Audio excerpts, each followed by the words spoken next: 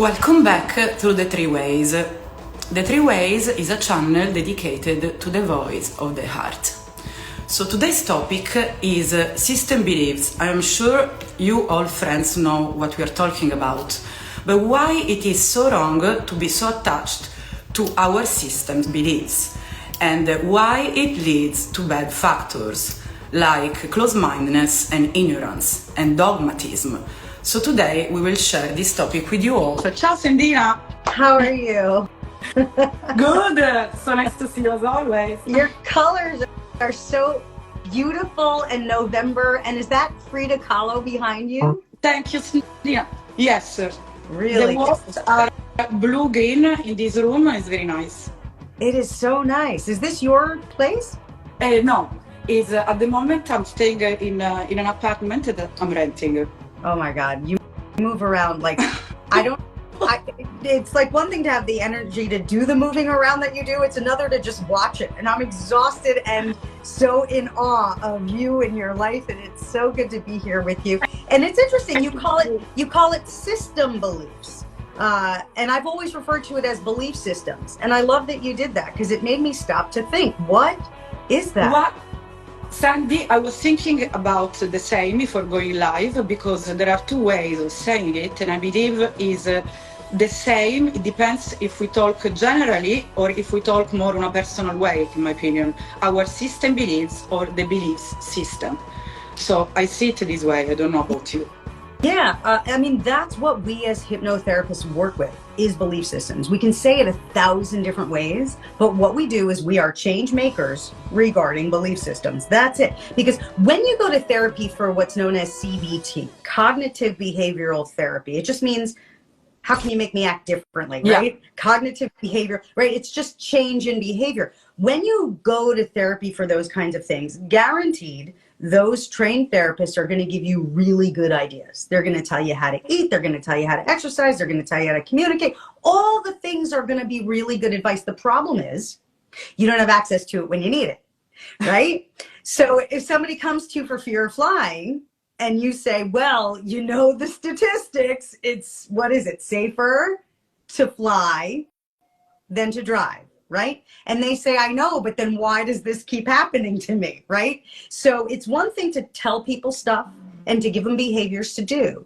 But the issue is when they're in those situations where they're triggered, whether it's flying, whether it's being on a first date, whether it's going to the dentist, any of those things that people don't like about themselves that they want to overcome, in those situations, we'll make it a very simple thing to picture. Hi, Glenn. Hi, Glenn. Hey, didn't connect. I'm trying to connect.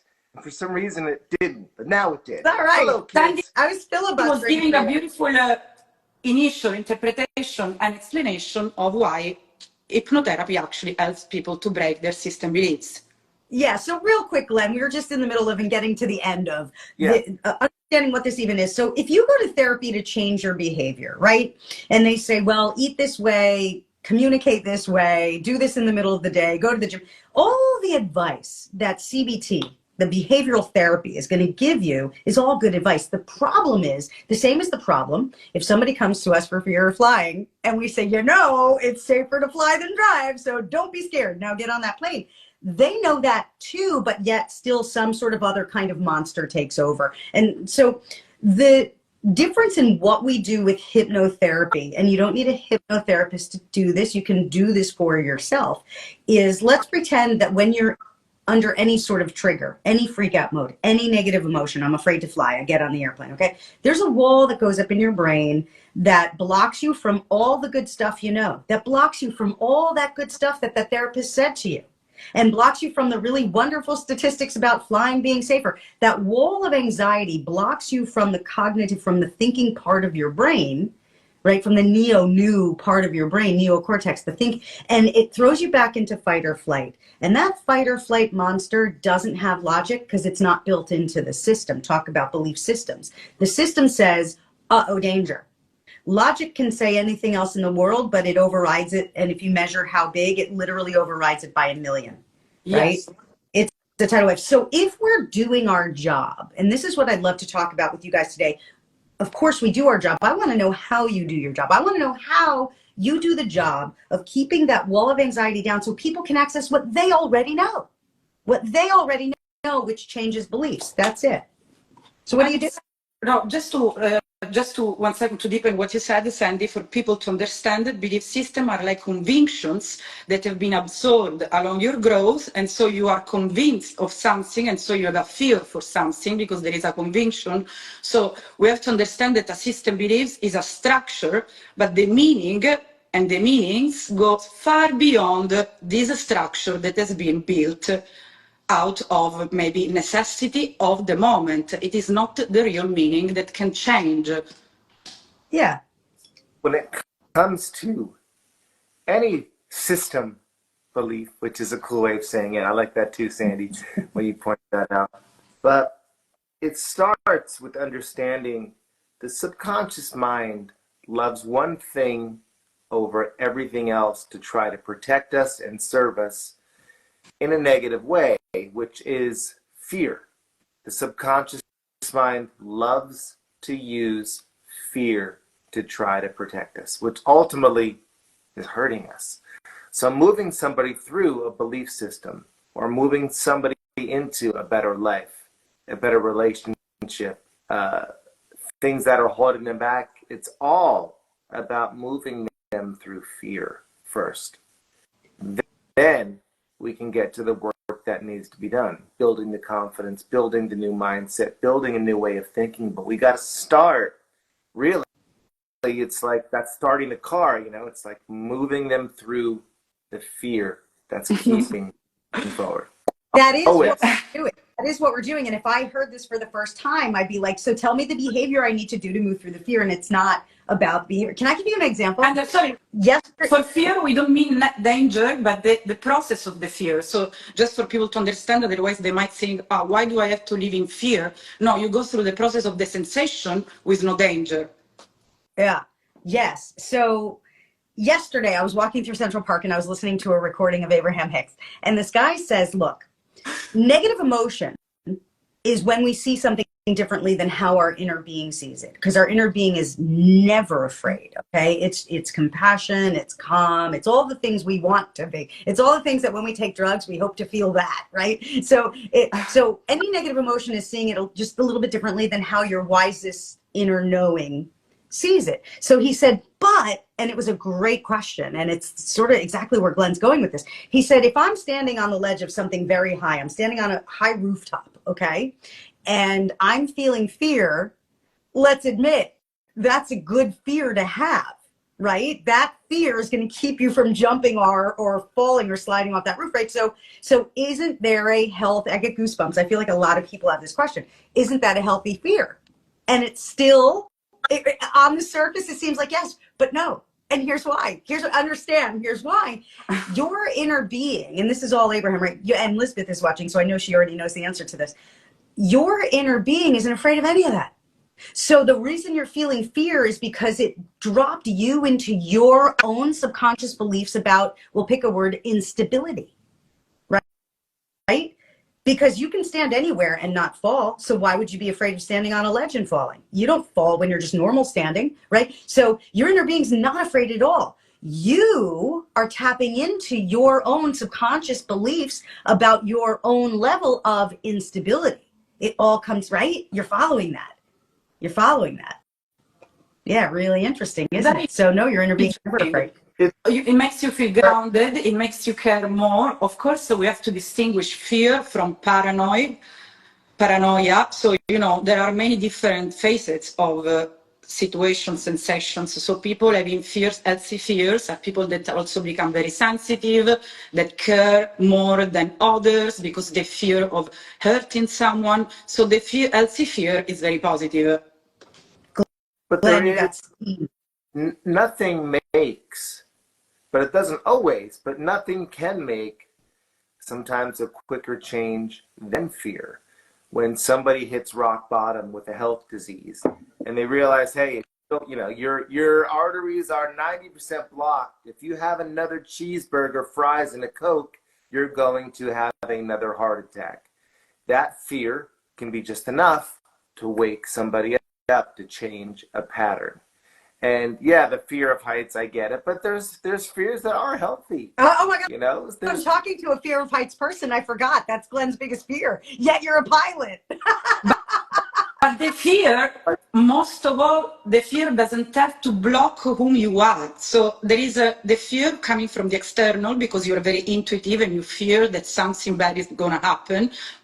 And that's okay, like jumping from a mountain. But the fear that you feel doesn't have to stop you from being what you are. So people are fearful of expressing their emotions, fearful of expressing their feelings because they don't want to lose recognition, they don't want to lose someone close to them. So that fear must go away. So there is the internal fear that is very negative, in my opinion, and the external fear that you feel coming from the outside that must be true.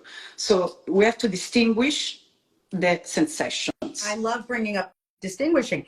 And Glenn, you're a perfect example of, I went to the doctor, found out I have blocked arteries. That fear is going to make me eat healthier.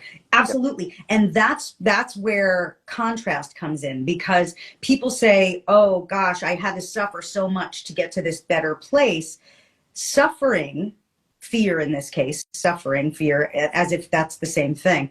Suffering will launch you into evolution quickly and in a big way, but you don't have to suffer to evolve. So the fear of my arteries are clogged will launch you into a healthier lifestyle very quickly and very profoundly, but you don't have to go through that suffering to make that decision, right? But if you do suffer, it does help, but you don't have to. I can control my fear of heights when I use my anchor, but I have to use my hypnotic anchor because it's just not something I like. So I can cope and I can overcome it, but I need to use my anchor for heights. Well, why don't you teach that to us? Because that's one practical way all of us can take something from this conversation and help ourselves overcome. You have a real fear of heights. I saw that video. I saw that video of you freaking out. Can you teach? Anytime we're filming content, we were in downtown LA filming for the day. Anytime my assistant finds a way to make me do something, she does. She's like, let's film out in the balcony on a high rise. I'm like, how about no? She knows it'd be a great video. Oh, I hate you. And so I go out, and so like in Hypnosis, we anchor, we associate. So I have a color blue that I use, and in Hypnosis, I bring in that color blue right into my body, right into my chest, right into my heart, and I get a feeling of calm and strength and certainty. And so I have to turn that switch on. So we do that in hypnosis. Then when you're at a hypnosis on that balcony, I say, okay, stop, breathe in my color a few times. I feel my body center. Then I can open my eyes, and then I'm good to go. You know, but I have to do that. And there's a place driving to LAX. I think there's a bridge that takes us to LAX, and you have to go up, up, up, up, and over and around. And it's really high for LA. And I also have to ground when I go over that. But actually, I don't have to do that anymore, because I did a fear of bridges for a client, and that fixed it in me as well. It was crazy cool. Yeah, because you go into trance. Yeah. Now, one of the many things you just offered us that I loved so much is you used the color blue and you associated it with specific emotions. Yeah. Yes. What you did not do was teach us how to talk ourselves into or out of something. When you go into language, you go into analysis, and it's going to get in your way big time. So people who overthink or freak out or have panic attacks in any of those situations get away from words. Now, the word for an emotion is really an emotion. I don't consider that. Words are more like analysis. Get out of that self-talk analysis and get into the other part of your brain. Color, emotion, sparkle, sensation. Questions. Yeah. Association, just for people to understand, is the same as different perspectives. So you associate something to something else and to see the similarities, and so you are opening your mind to see the different perspectives. It could go like this, it could be like this, it could go like this other situation. So it's all associating to see different perspectives. Fundamental to break the system beliefs, because system beliefs are often very rigid structures which are imposed by the system, while our core values help us to break them, because there is a difference between system beliefs and core values. In this world, we should have more core values, which means coming from our depth, being present, than system beliefs, following like goats.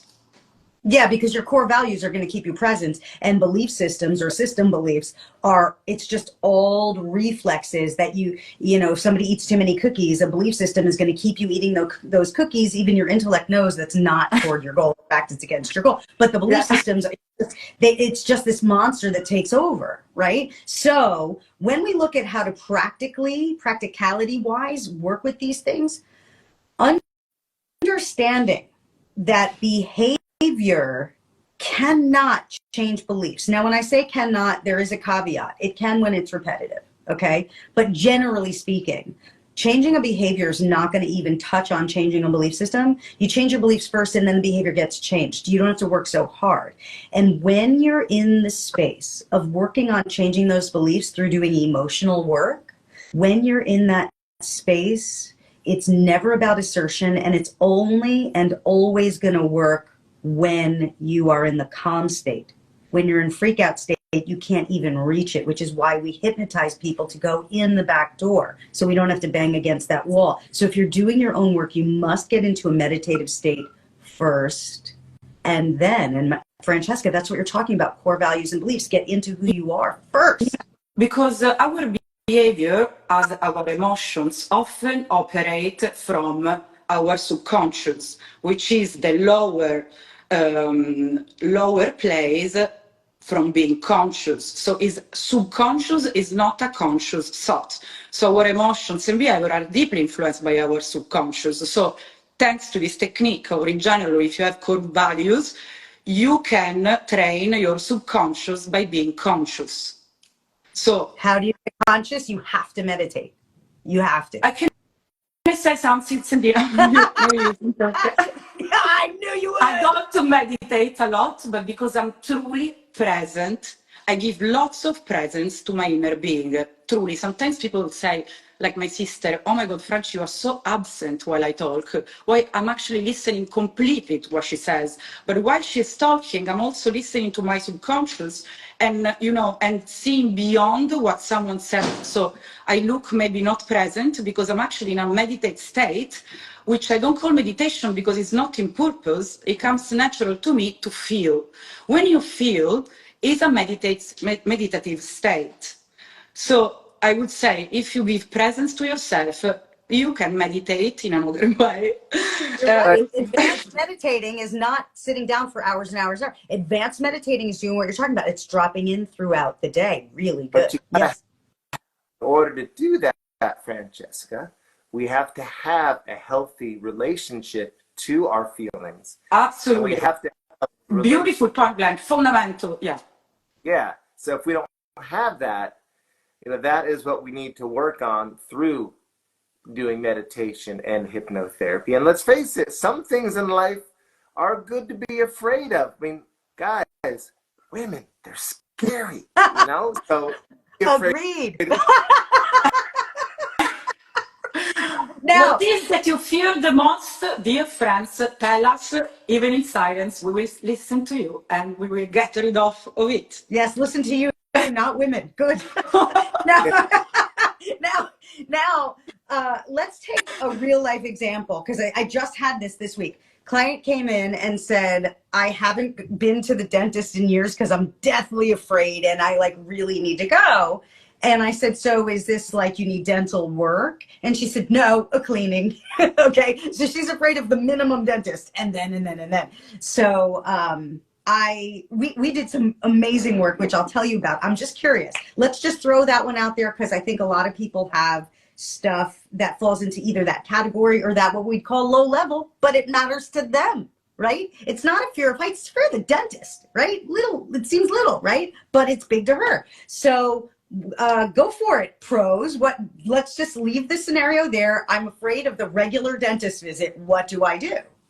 Okay, let's give our example. Glenino, do you want to start? It's a funny comment.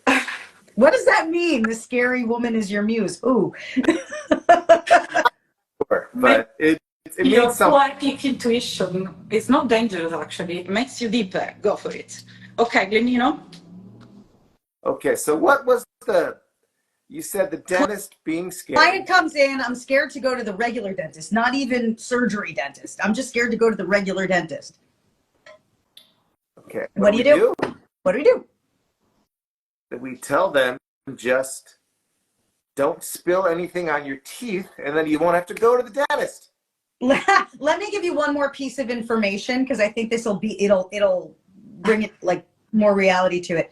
When she was little, they lived in a different country, and her sister had a tooth pulled without anesthesia. Okay, so that's there too. Now go. What do you say? What do you do? What do you do? Well, it doesn't really matter what the scenario is, why the fear is there, or if it's a little fear or a big fear, right? So we would basically, I wouldn't even really talk about it logically at all. I would just jump right into hypnotherapy, would release the fear through different symbolism, through different imagery, and then we would put in a new calm state and a new feel at the dentist. And we would check in anytime I start a session. What's really important to manage, to label the fear. Like, is it a level 1? Is it a level 10? How strong can you bring it up? The hardest fear to cure is a fear that's a level 1 that doesn't really come up. If they can't connect to that feeling in the moment, it's much more challenging to solve that fear. If they can bring it up strong, then we can shift it and they can feel the new association right on the spot. And so that's the most challenging one, when somebody can't connect to it. So you'll see a video. I don't know if it is out. I went to Florida and I worked with a guy, Charlie White, and it's called Penguins Zero. He's got like 16 million subscribers. He could not connect to the fear of, and we had him they actually bought like 2 airplane chairs so he could be in the airplane chair. And that's what it's around, but I kept trying to bring it up and he wasn't able to connect. So therefore, the only thing I could really do is walk him through a positive scenario about seeing himself comfortable in the plane. But without being able to without being able to trigger any fight or flight emotions, when it comes to that fear, it's almost like trying to cook a meal on a stove that won't light. It's really more of a guided visualizing than really doing that change work. So anybody that thinks their fear is too strong to leave, the stronger the fear is, the easier it goes. Yeah, the easier generally the target. Yeah, the easier the target. Yeah. So exactly. So there's many. There's never, as you know, there's never just one approach. To do. It's like that person that loves to give advice and tell you what's wrong with you without knowing the whole situation. Here's what your problem is. Well, you don't know enough yet. I can't stand this. Mamma mia. You know what I mean? Especially when it comes to like some of the so-called coaching gurus. I watch some of their lives. People ask them a question. Here's what your issue is. It's like you don't even know. The most intelligent coach says, well, I need to know a little bit more so I can really advise you. Agreed. And just to play devil's advocate, because you're right. And often one of the best things we can do in our job is hold a space for people to stop arguing for their own limitations. People will go down the venting route for years and years and years in therapy and wonder why they're not changing, because they keep talking about the thing. And sometimes in certain situations, you've got to use your intuition as a healer. Sometimes it is absolutely best to disrupt their own pattern of going down their own arguing for their own limitations, to disrupt their pattern of venting. Is there right? The negative comfort, so as we know, guys, that people find the comfort in just to feel protected by their own negativity. It's obvious. as Yeah. many people also, they bring their worries into you for a form of power.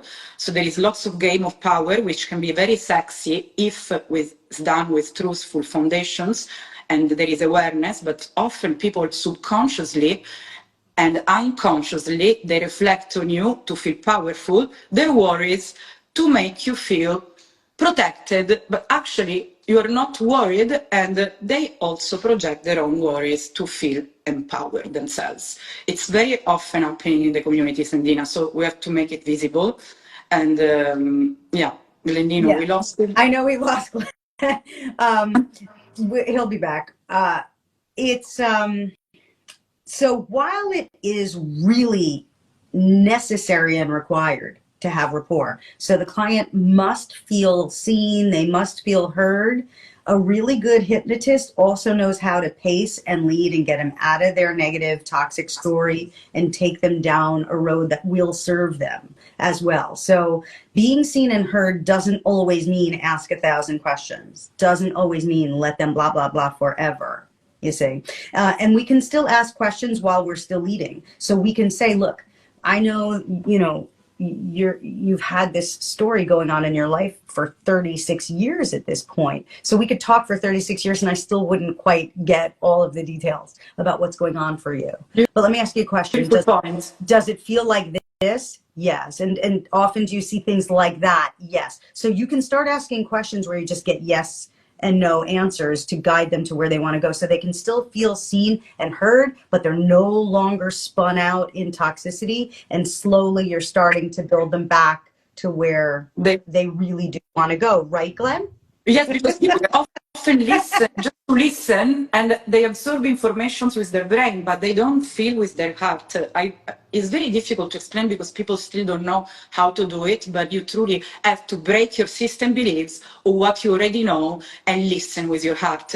As a love guide, I recognize how sometimes it's difficult for me to having to feel the truth that is not expressed. And the more you practice, the more you listen to it. Why? Because you break your system beliefs and you start feeling what it is. So my favorite acronym for fear, and if we just stop and really play this out in our mind, is future events already ruined. That is my favorite acronym because it makes so much sense. It's like, why are we ruining that hasn't even, but we do. Right. So then how can you use that wonderful acronym and at the same time say fear can be healthy? How? Well, fear can be healthy when you are not stubborn. For example, people that are very stubborn, when they start having fears, they're not stubborn anymore. And you can see this also in workplaces. They're so stubborn, they're like machines, and then fear sets in and they stop and say, hey, listen, what am I doing here? So let's take the dentist. Let's take the dentist situation. Glenn, please tell us, sorry. Yeah, future events. Yep, Michelle put it in there. So the dentist or anything, we do this in so many areas of our life where we put a judgment over something that hasn't happened yet because we believe that's how it's going to play out. And there's so many things that don't play out that way. But that future fear thing always, without exception, has to do with the past, because our brain is a map of the past. It only knows what it already knew. So in the dentist situation, right, she witnessed her sister having a tooth pulled without anesthesia many years ago. So here's event and here is emotion that it's plugged into, and it's a very low negative emotion. Dentist equals very negative emotion. So now when she thinks of future dentist, it's associated with this, and this is all Joe Dispenza right here. You can't think higher than you feel. So she is plugging in future dentist to this, and it cannot get any higher. So in order to plug future dentist, you could say to her, but they'll give you anesthesia if you even need it, right? And you probably won't even need it. You're just going for a cleaning, right? But you're associating cleaning with a tooth being pulled without anesthesia, you see? So we unplug from old event and we plug future event into new emotion. And that's what you're talking about, Glenn, with an anchor. This new emotion has to have a color. It has to be anything other than logical words and analyzing words. Yes, values. Core values again, trust and love for yourself. Why you have to stop having fear for going to the dentist? I was about to say destiny, but Your destiny. also destiny. How with trust and love, that's how we break our system beliefs for our families, through our love relationships. Thanks to my love, I broke so many system beliefs. So I've been, living what I'm saying. So when you go to the dentist, love for yourself, so which is always love, and trust breaks the fear and the system beliefs of, oh my God, it's a nightmare. No, it's not, because I trust the process and I love myself. So let me play this out, because I agree with you, but I want to be a person who doesn't understand any of this, okay? So I come to you and I say, I have this fear of dentists. You say trust and love. You're right. Okay, so now I'm walking into the dentist going, I trust myself. I love myself. I trust myself. I love myself. Do I like this? No. I look at the dentist. I trust you. I love you. I trust you. I love you. Am I still afraid? Yeah. So like, how do I get there? So visualization in this case, okay, let go of the emotion, I love myself, because in this moment you don't care. But okay, oh, my beautiful smile, oh, my beautiful, oh. So you start visualizing, always for self-love, what is the outcome to this. And the pain goes away because you trust the process of taking care of your teeth. So it's basically you trust and love yourself, but you don't think, oh my God, I love myself. You visualize, what is it? Visualize is exactly the right word. And what I would point out to the client right now, based on what you're saying, is you've been using the power of your mind to visualize this very terrible thing that could happen. You've been using already, before you got there, you've been using your visualization to create this negative scenario. Look at how powerful your mind is. So you can also use your visualization to create what you do want. And with my clients, I call it the relax game.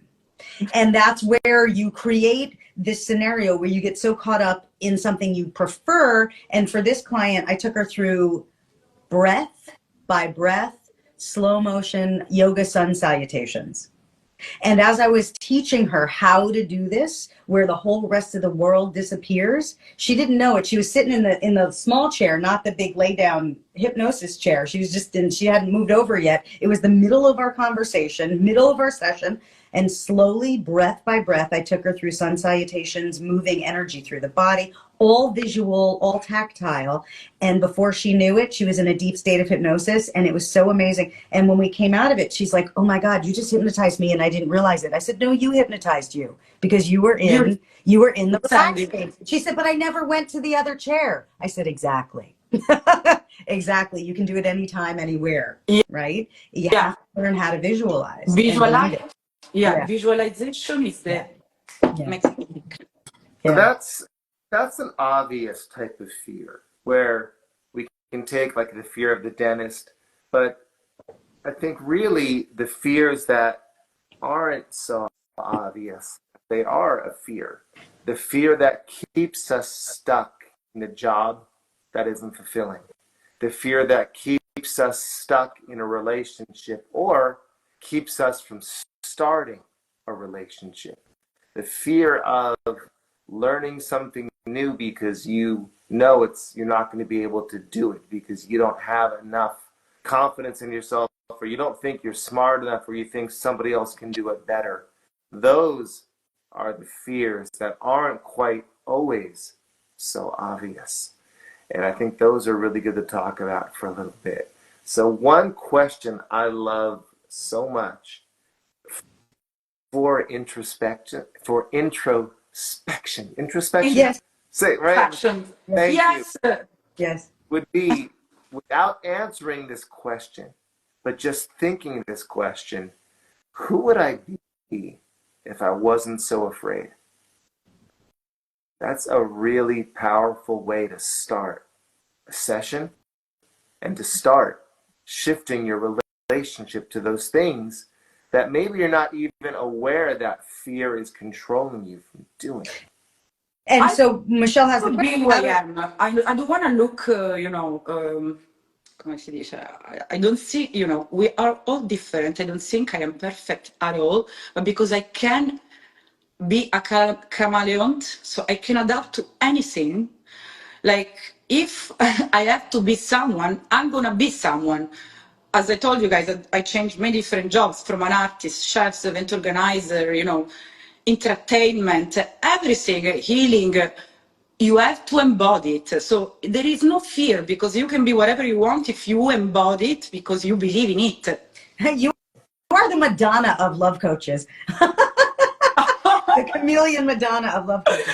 Glenn. No, Madonna, we have one, we love her. That's But yes, Sandina, yes, a little pop naughty love guy. Now, Glenn, you talked about right at the start of the session asking somebody, who would you be without this fear? And Michelle's asking, how do I visualize? It's exactly that. It's exactly answering these questions. So let's say, because that's such a powerful tool, who would I be if I weren't afraid, right? But that might be too big a leap for some people some of the time. So in that case, I would back it up and I'd say, forget about you for a second. Pretend you can choose anyone, whether they're a real person or a fictional character, who is already there. And often my clients will say Beyonce or Michelle Obama, right? People like that. Wait, Anchor, real quick. You said her name, so say thank you, Beyonce, so we can all be alive still. Wait, what? Hey, Beyonce's name, you have to thank her. Remember. Is that a song that I don't know? Is that a song that I don't know? You don't know about this? No. You must always thank Beyonce. Look it up later, because it's important. Things happen to people that don't thank Beyonce. So you must always thank her. Guys, who would you be? Because you are extraordinary. So Then, since we're talking... You know what I'm talking about? No, but now I know that I can say Jesus without saying thank you, Jesus. But if I say Beyonce, I have to say thank you, Beyonce. Is that right? Is that right? Beyonce. Take a look later at the artists that didn't thank her and what happened to them. And people that have been in places she's been in, but they didn't thank her. You'll know, look it up later. Some people say you don't believe in God if you're not God-fearing, and I say you don't believe in God if you are God-fearing, right? I'm not Beyonce-fearing. I'm not Beyonce-fearing. I think Absolutely. I think she's a good goddess, and I don't need to thank her. She doesn't. Need to thank But her. okay, I get it. It's Also, guys, so, do you want to answer to this question? What am I afraid of? Me, I am afraid of, for example, the only... it's not a fear, but it's, the dream of a lover, which I find myself to be, is to spend my life with someone I deeply love, which I do, but I'm afraid of not living my life for love with love, because it's one thing to give it and to leave it alone, or with someone you deeply love. So for me, it's about love. What am I afraid of? The rest, whatever happens, doesn't matter. What about you guys? So I think the biggest fear is not fear, afraid of. Yeah. So maybe it's the same. Well, I think it is when they say we come into this world alone and we leave this world alone. Even though I don't believe we're ever alone, but having to leave a life that you love. To me, that's the biggest fear, because I love who I am, and I love this life that I keep creating for myself, and I love the life that I'm doing things now I've wanted to do my entire life, and I'm able to do them. But and I wonder, how can you fear not to love life if you can change your life every day, because you can meet different people every day, go to different places every day, you can invent things, you can invent sessions. As we know it, Okay. This version of ourself is going to stop in this form. We're going to go back into spirit. We're going to go back to where we came from, right? Like Ram Dass said, we're all here just walking each other home. I thought that was a beautiful, beautiful line. I was like, yeah, that makes a lot of sense, But one day, we're going to leave what we know, like this, and I don't want to do that. And so that is my biggest fear in life. And I don't call it the fear of death. I call it's more of a fear of of not being able to experience our lives in this way. So that's my This passion, beautiful, we come from a point of, afraid for the passion we have. You, Sandy? Isn't interesting because I'm seeing a comment here. I'm afraid of being seen, somebody said. And isn't it interesting because you just made yourself seen? Right? Because I was in yoga class yesterday and we're all in down dog. And it's the beginning of class and the teacher says, if you don't want to be touched in any way for any reason, go ahead and lift a leg. Well, for those people who really just want to not be bothered or touched, they have to make themselves stand out by raising their leg, right? That's almost more fearful than just maybe he won't touch me, right? So it's interesting, the I don't know what the word is, the irony in that. Yes, courage, for example. Why do we say, what are you afraid of? The only thing you can be afraid of, as Glenn, as I said, it's about love. So love for life, love for someone you deeply love, because the feeling of being afraid comes from not being courageous enough to try it all. So courage is the first value we should adopt, like braveness, courage, to avoid having any regret in life and to live fully for life, for love. So courage, I think, is the main ingredient to discuss in this case. What I'm afraid of, courage, and fears, they go away. Okay. My fear... This Raul reminded me, it's not from me. So thank you, Raul. So my fear is, if the doctor said you have to stop drinking coffee because of some health concern, that would just suck. Right? That's it really, because my joy in life is not like any more bigness. I don't need, maybe it's my age, but I don't need to be famous, right? I don't need to be the richest person. I just want to get up, drink my coffee, take a yoga class, and talk shit with people all day. So I'm not, yeah, like there's nothing really to take away. I think about that, like people are afraid of being robbed. I've been robbed a number of times, and not in New York, by the way. When I was in California, I was robbed multiple times, but not New York. But I'm just like, okay, everybody, doors open, come in. There's nothing to take. Right? You can't, there's just nothing there. Like, I don't have fears like that.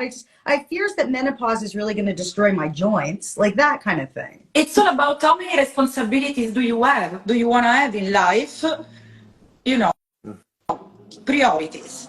Take the responsibilities you love for whatever you love and you're passionate about, and then the rest you think twice. Because first of all, it depends on the reality you are living. If you have a family, if you are with your lover, if you are alone. So I believe people that want all the same, to be this, to be that, to be this, following each other. But what is your reality? What is your feeling about it? So people function with external information, I believe, and not anymore with their internal reasoning of being what they truly want to be.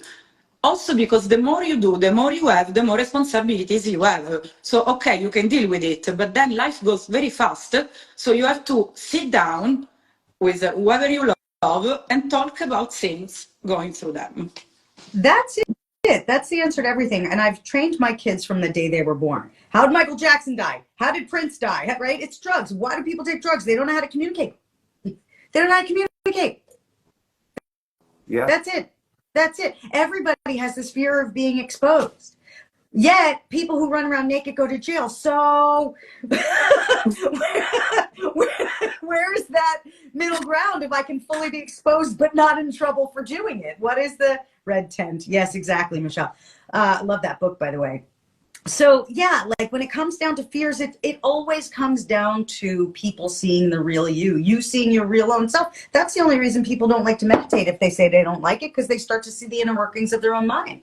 I believe when you love someone and you feel that someone is fearful, I love this, to be honest. Maybe You know, I'm very sensitive and I love to feel the fears of my love, or, you know, if I will be a mother of my children. Like, there is nothing more beautiful than feeling the fear of someone you love, unless there is, you know, pretentious energy and competitive energy. That's when, even though there is fear, you just get distant because there is no openness, there is only restrictive energy.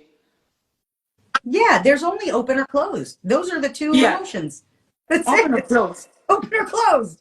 Yeah, exactly. And when people have a lot of stuff that they love, that they want to hold on to, I love my family, I love my house, I love my career, I love the amount of money I make, they're holding so tight, that's just as much, if not more resistant than people who have none.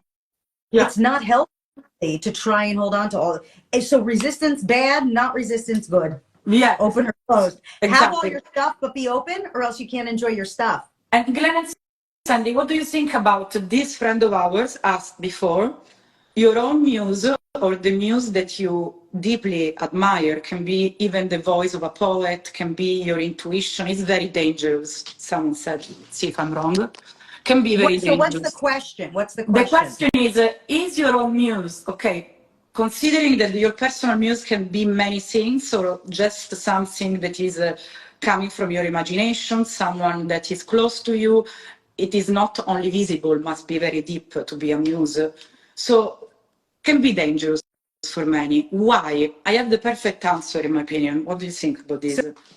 So who is your muse? Is that the question? No, the muse that someone has can be very dangerous for their own state, emotional state, or their own kind of. When you say it like this, the definition of muse in this situation is under which emotion are you being, from which emotion are you being guided right now? Brava. Also, that's an amazing point. And just to give this answer to our friend, yes, Glenn, I totally agree. Or also, if you lack your own kind of let's guidance. Right? So muse, in Greek and Roman mythology, each of the 9 goddesses are the daughters of Zeus, and I'm not going to say that name right, who preside over that doesn't make it right. It's just so the giving you your guidance, the little birdies on your shoulder. The muse your muse can be someone that softens your emotions, but it can also be dangerous, as the muse of Ulysses was making everyone poisoned. So a muse is someone that can enchant you in a negative or positive way. It's like your personal Cyrano. Yeah. Like I know that I'm looking at the actual definition. I keep my muses on my arm. These are so, as Sandy said, it's important to understand, guys, the emotion you are coming from when you look for direction, but most of all, in my opinion, you need your inner guidance. We are so focused in this world on finding people's direction because we lack it, while give presence to yourself and find your inner guidance, so you can actually make it more beautiful when you meet someone that is very deep as you are, and you direct it together, because your inner guidance cannot be taken away. That is what a muse is. It's always your inner guidance. Because if you think if you're calibrating your alignment to someone else or something else, including what you think God said, okay, based on a book that someone else, okay, if it's not coming from inside of you, you're off. Yeah. You're off. So, let me explain to you what a muse is, all right? And Sam, I got inner work on you. Did you hear what you just said? What I said? You say things underneath your breath that reveal how you really feel about certain things. But we'll deal with it. I'll tell you in a minute. The first thing here, a source of artistic inspiration. As a noun, it means a person, especially a woman, who is the source of artistic inspiration. Because you should always listen to women. In mythology, they're scary. In mythology, the muses were 9 goddesses who symbolized the arts and sciences. That makes sense. Today, a muse is a person who serves as an artist's inspiration. So, you talk about yourself, guys. Finding your inner guidance too is very important. Otherwise, you can get manipulated often. in this world, most of all. Yeah. Yes. You said, Sandy, based upon a book that was written about somebody else. I'm like, wow, there's some Bible trauma in there. Did you not hear that, French? Sandy's got some Bible trauma. That's okay. It's okay. But that was funny how you just threw that in as you were rolling.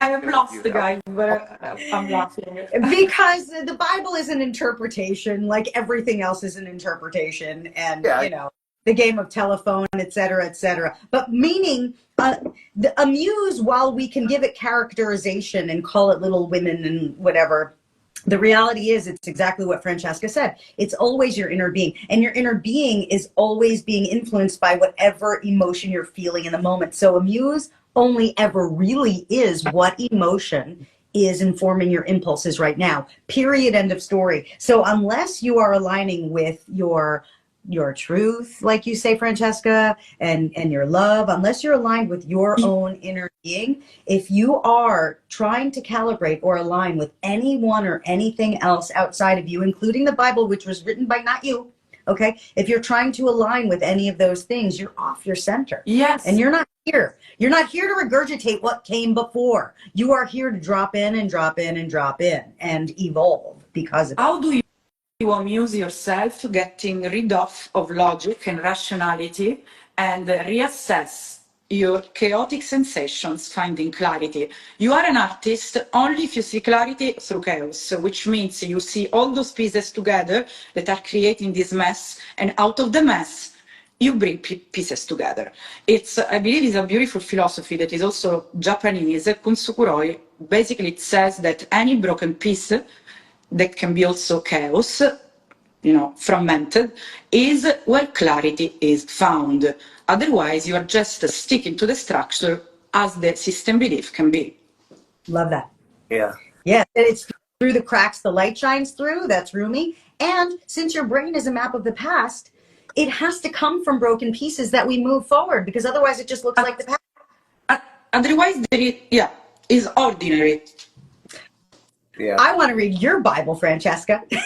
No, well, our Bible is our mind and heart connection. Yeah. All right, you guys, let's wrap it up. As always, it goes long, but that's just how it is sometimes. Guys, so nice to see you. The 3 ways today's topic. Please ask questions privately, even to this amazing hypnotherapist, because we have to break down the structure and be free. Very good. Don't ruin future events. No future events already ruined. No future events already ruined. Yes, you understood. I picked up on the word amusement too. Really good. Muse, amusement. Yep. Yeah. Yeah. Really good. Yeah. Really good. Yes. Love you guys so much. All right. Guys, see you soon. Bye. Bye.